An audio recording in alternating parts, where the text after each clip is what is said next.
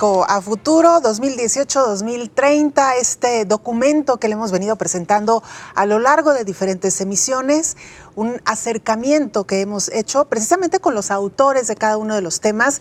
Y doctora, antes de irnos a la pausa, hablábamos ya de las recomendaciones que ustedes hacen en torno a la estructura organizacional, una parte fundamental.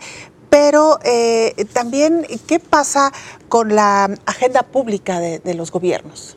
Pues efectivamente está vinculado con lo que estábamos comentando, es este traslape de acciones derivado en muchas ocasiones de las demandas de la población que hay que atender, porque a final de cuentas muchos de estos pues aterrizan o terminan estas demandas en los gobiernos municipales y hay que atenderlas.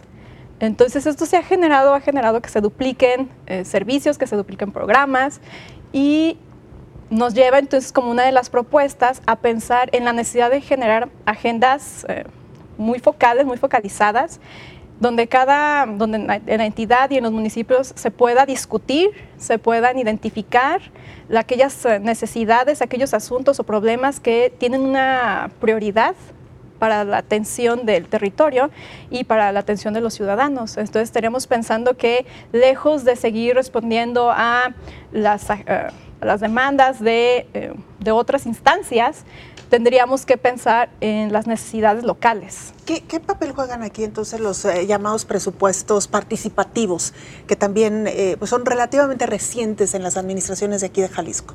Esa es una forma en que se pueden identificar aquellas necesidades en términos de infraestructura, que es donde están más focalizados, pero pensemos también, por ejemplo, los programas sociales, ¿sí? Las demandas, hay algunos municipios que tienen sus propios programas sociales que de alguna forma pueden atender a la población que en otras ocasiones no es atendida por los programas estatales o los federales. Entonces allí tendríamos que pensar cuáles son las prioridades a las que se tiene que atender y pensar en una agenda que vaya acorde a las necesidades. Entonces, si en mi municipio tengo población que no disfruta de los beneficios de algún programa social, entonces pensar cómo puedo atenderlos, cómo puedo satisfacer sus necesidades y lograr incrementar sus capacidades. David. A mí me parece que en términos de la agenda, en general los gobiernos estatales y municipales son muy inerciales. Van un poco sobre la marcha, adecuándose, cambiando etiquetas y nombres, pero prácticamente un poco, digamos, año con año lo mismo, le aumentan poquito, le quitan poquito. Ahora hay un cambio muy drástico con el gobierno federal, llamado así Cuarta Transformación. La reorientación del gasto público es muy, muy fuerte y eso está obligando a que los estados y municipios también reformulen sus agendas, porque, por ejemplo, el gobierno federal va a entrar muy fuerte con adultos mayores, muy fuerte con jóvenes, muy fuertes con determinadas minorías o grupos sociales, y eso ha obligado a los estados a realinearse, a decir, yo me repito con la federación o busco un nicho para diferenciarme, y eso creo que está bien porque va a evitar de alguna manera duplicidades. A mí lo que me parece es que, volviendo al tema de cómo crear capacidades institucionales subnacionales, porque la brecha que separa a los gobiernos de los estados y municipios frente a la federación cada vez son más grandes, esas brechas son gigantescas.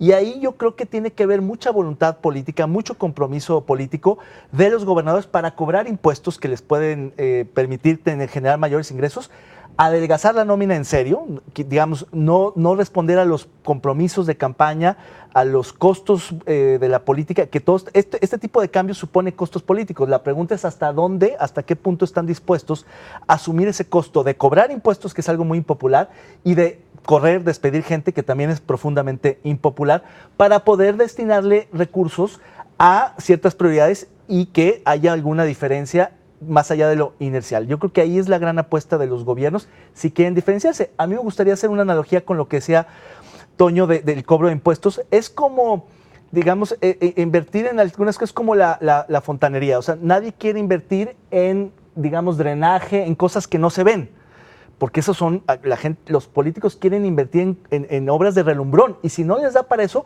por lo menos de balizamiento.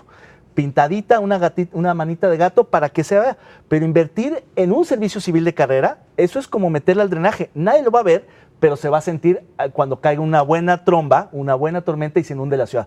Ahí es cuando valoramos el drenaje, no en secas, no en el estiaje.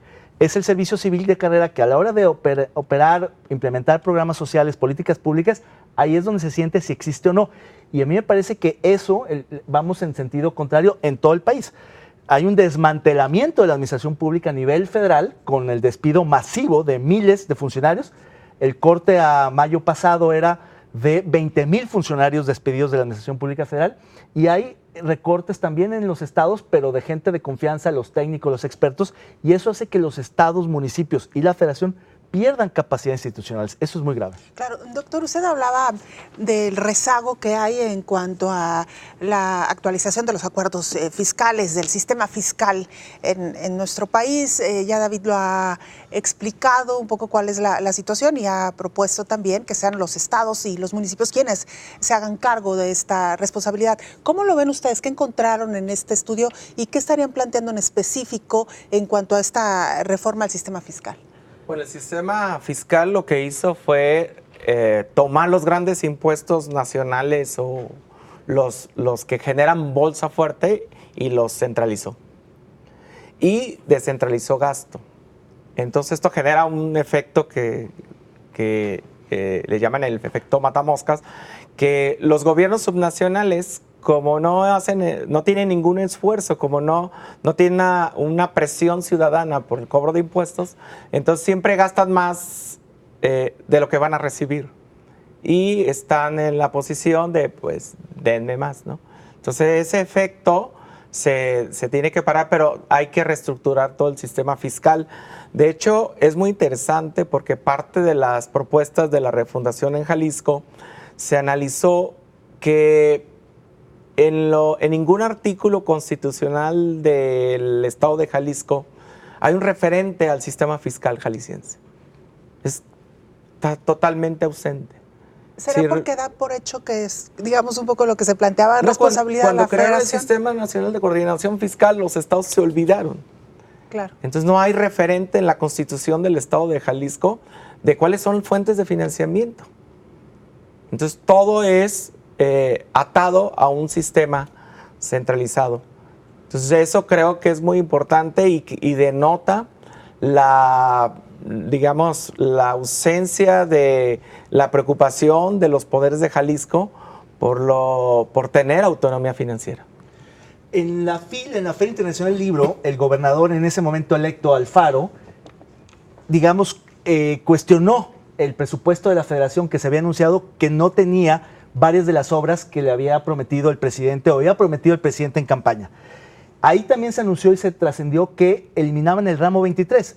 Toño aludía al ramo 33, que ha sido un ramo medianamente institucionalizado, que se ha desviado, se ha desvirtuado, pero nunca tan informal como el 23, que es un fondo que cabildean los gobernadores en la Ciudad de México, en Presidencia de la República, y que el presidente López Obrador canceló completamente. Eso está obligando a todos los gobernadores del país a tener que empezar a pensar cómo le van a hacer para financiar el presupuesto, que por lo menos ya no va a aumentar como ha venido históricamente aumentando. Entonces la presión por la falta de recursos fiscales para los estados va a ser mucho mayor de la que de suyo ya existe. Entonces, por eso los gobernadores tienen que empezar a entrar, y como país tenemos que repensar el federalismo fiscal, los distintos ramos y fondos, y sobre todo ver si vamos a buscar un equilibrio donde en efecto seamos menos dependientes, hagamos un mayor esfuerzo y sea mucho más transparente la asignación de los recursos, porque hoy por hoy son fórmulas pues más o menos conocidas, pero hay fondos que son totalmente opacos. Y en ese sentido, quizá los gobiernos apliquen la ley del menor esfuerzo y en lugar de aplicarse en una recaudación mucho más eficiente o de pelear por mayores recursos federales, pues entonces recurren al endeudamiento. Pero con este tema regresaremos después de la pausa.